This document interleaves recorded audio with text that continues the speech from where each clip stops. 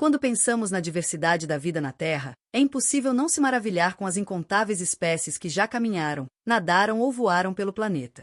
No entanto, ao longo dos séculos, muitas dessas criaturas extraordinárias desapareceram, deixando para trás apenas registros fósseis e histórias impressionantes. Algumas delas eram tão impressionantes que parecem ter saído de um conto de ficção científica, enquanto outras desempenhavam funções específicas em seus ecossistemas. Seja por mudanças climáticas, ação humana ou eventos naturais devastadores, esses animais desapareceram antes que pudéssemos conhecê-los completamente. E por isso, hoje convidamos você a descobrir os 10 incríveis animais extintos que poucos conhecem.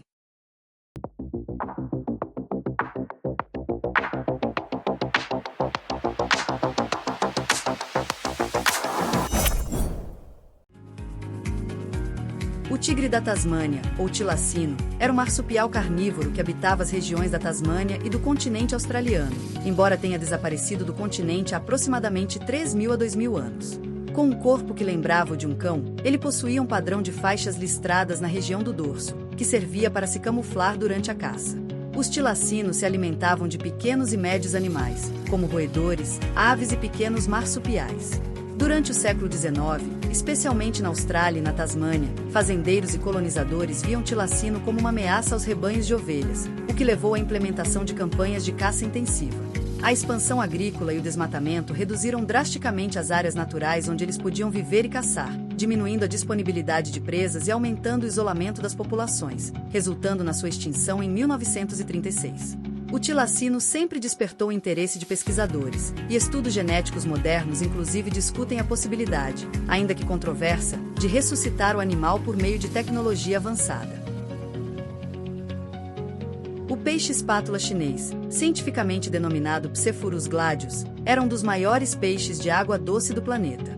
Esse peixe podia atingir até 7 metros de comprimento e se destacava pela sua cabeça alongada em formato de espada, que funcionava como um sensor para detectar presas em águas turvas. Exclusivo do rio Yangtze, na China, eles se alimentavam principalmente de crustáceos, peixes menores e outros organismos que se movimentavam pelas águas. O peixe-espátula era parte fundamental do ecossistema de água doce da região. Sua presença reflete uma longa história evolutiva, destacando que sua linhagem remonta a cerca de 200 milhões de anos, o que o torna um verdadeiro fóssil vivo que habitou o planeta Terra milhares de anos atrás.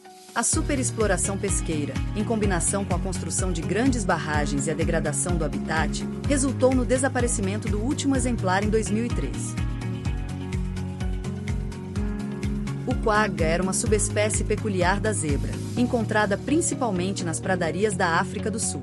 Diferente das zebras comuns, o quagga exibia listras apenas na parte frontal do corpo, enquanto a região traseira tinha pelagem de cor uniforme. Registros históricos indicam que os quaggas viviam em bandos que podiam reunir de 30 a 50 indivíduos. Apesar de serem considerados animais de comportamento selvagem, relatos sugerem que dentro do grupo, a organização social era menos agressiva do que a observada em outros tipos de zebra, revelando uma convivência marcada também por certa docilidade e hierarquia familiar. A intensa caça realizada por colonizadores que aproveitavam sua carne e couro, somada à competição direta com o gado doméstico pelas áreas de pastagem, repercutiu de maneira devastadora sobre suas populações. Essa combinação de fatores resultou em uma queda drástica do número de indivíduos, ocasionando a extinção do último exemplar em cativeiro, em 12 de agosto de 1883. Posteriormente, o projeto Quagga foi iniciado com o objetivo de ressuscitar o animal por meio da reprodução seletiva de zebras que apresentam características semelhantes, buscando reconstituir a aparência original do animal. Também conhecido como leão do Atlas, o leão da barbárie era uma subespécie de leão que habitava o norte da África. Os machos eram notáveis pela sua exuberante juba, que variava de tons dourados a quase negros. Eles possuíam adaptações específicas para os ambientes montanhosos e florestados, se camuflando no terreno, facilitando a emboscada de suas presas. Os machos mediam em média entre 2,35 a 2,60 metros, incluindo a cauda, e atingiam pesos que variavam entre 160 a 190 quilos, o que os tornava particularmente robustos quando comparados a outras subespécies de leões. Desde os tempos romanos, estes leões eram capturados para apresentações e caçadas, e com o avanço das atividades coloniais, a pressão sobre a população intensificou-se drasticamente. A exploração indiscriminada, junto à destruição e à fragmentação de seus habitats naturais, resultaram no desaparecimento do último exemplar em 1922. Essa foto é considerada o último registro de um leão da barbárie selvagem. Foi tirada nas Montanhas Atlas, no Marrocos. Embora eles tenham sido oficialmente declarados extintos na natureza em 1922, esta fotografia registrada em 1925 por Marcellin Flandrin sugere que alguns indivíduos ainda poderiam ter sobrevivido por um curto período em áreas remotas, antes de desaparecerem completamente. O urso cinza mexicano, cientificamente chamado Ursus arctos nelsoni, era uma subespécie do urso pardo que habitava regiões montanhosas do México e podia se estender até o sul dos Estados Unidos. Este urso era reconhecido por sua pelagem, que em alguns exemplares adquiria tons prateados, e por seu tamanho considerável, apesar de ser relativamente menor do que outros ursos da América do Norte. Ele podia atingir cerca de 1,82 metros de comprimento e um peso médio de aproximadamente 318 quilos. Suas áreas de ocorrência concentravam-se em florestas de pinheiros, pastagens e cordilheiras, especialmente nas regiões montanhosas do norte do México como Chihuahua, Durango e Sonora. Como onívoro, o urso cinza mexicano combinava em sua dieta o consumo de plantas, frutas e insetos, embora também pudesse ocasionalmente se alimentar de pequenos mamíferos ou aproveitar restos de carniça. A caçada intensa, conflitos com comunidades agrícolas e a destruição progressiva de seu habitat contribuíram significativamente para sua extinção, ocorrida por volta de 1964. O sapo dourado, classificado cientificamente como Encilius periglenis, foi um anfíbio nativo das florestas de Monte Verde, na Costa Rica.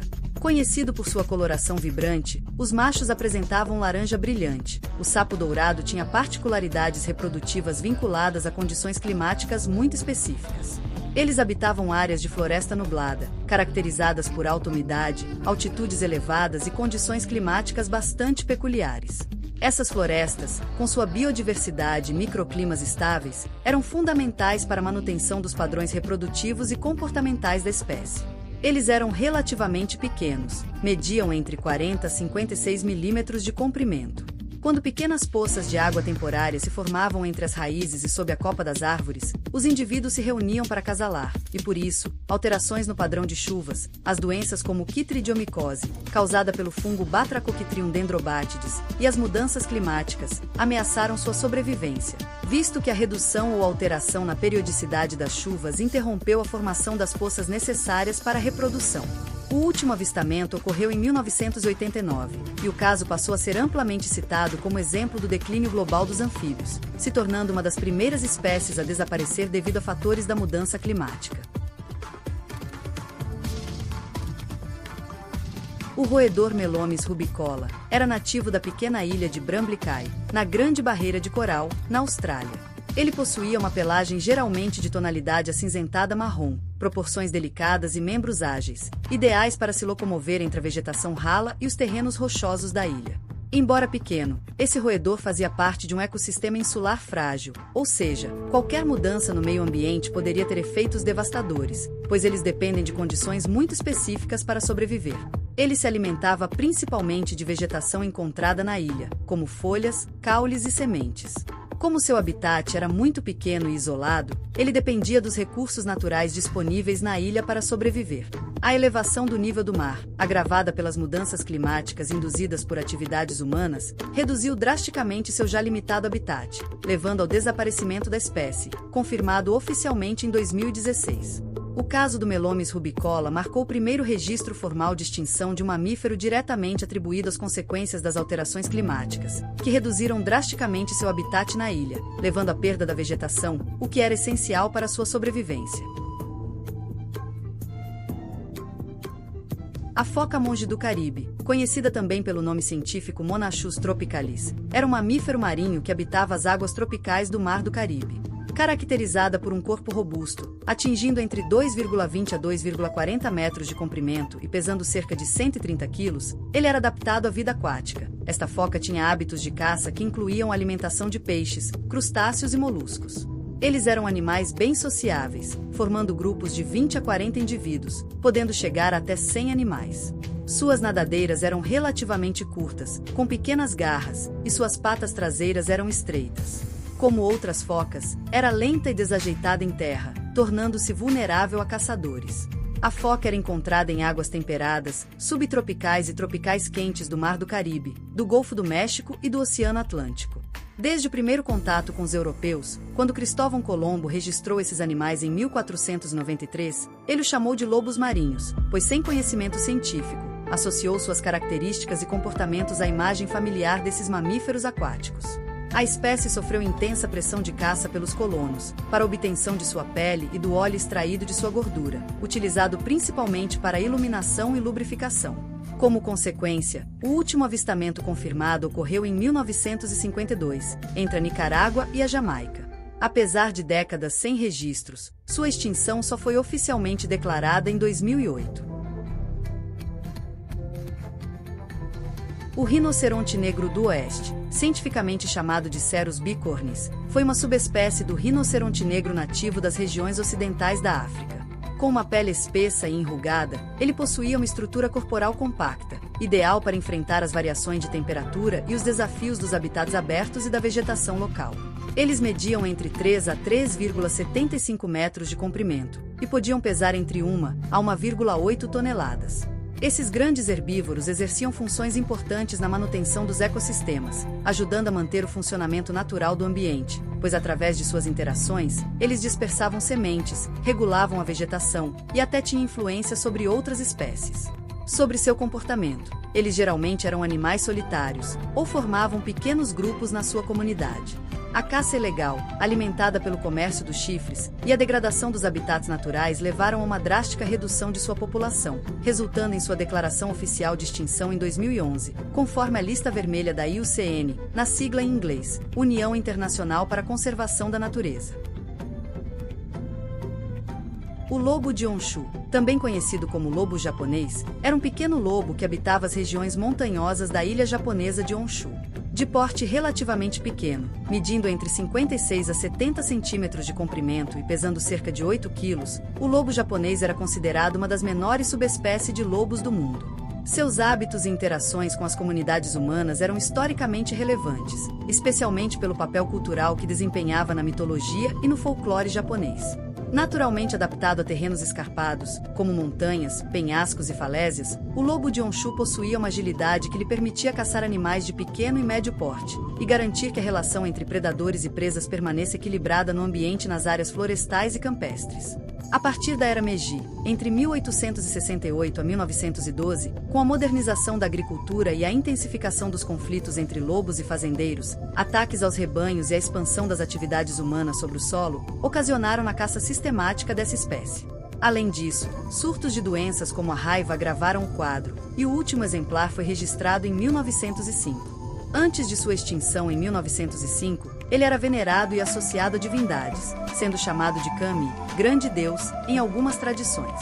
Além disso, acredita-se que ele tenha influenciado a origem de algumas linhagens caninas domésticas, como o Shiba Inu e o Akita Inu, devido à sua proximidade genética com os cães modernos. Os animais são criaturas fascinantes, e cada espécie carrega sua própria história, marcada por adaptações únicas e papéis essenciais no equilíbrio natural. Cada ser vivo constitui uma peça vital nessa teia de interações, e sua ausência deixa claros espaços deixados no equilíbrio da vida. A extinção de espécies revela tanto o peso das nossas intervenções quanto as forças naturais que agem através dos séculos. Se você gostou deste conteúdo, inscreva-se no canal, ative o sininho e compartilhe suas ideias. Sua participação é fundamental e nos ajuda a trazer mais conteúdos interessantes como este. Até mais!